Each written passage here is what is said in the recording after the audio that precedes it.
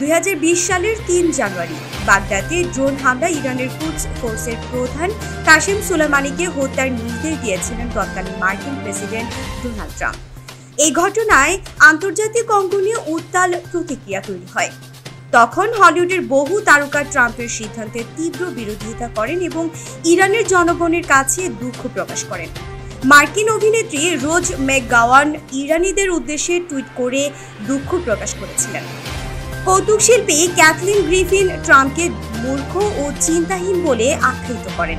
প্রামাণ্যচিত্র নির্মাতা Michael Moore বলেন, আমাদের অজান্তেই এক অযাচিত যুদ্ধে জড়ানো হয়েছে। 5 বছর পর আবার উত্তাল মধ্যপ্রাচ্য। ট্রাম্পের নেতৃত্বেই আবার ইরানের 3টি পারমাণবিক স্থাপনা হামলা চালিয়েছে যুক্তরাষ্ট্র।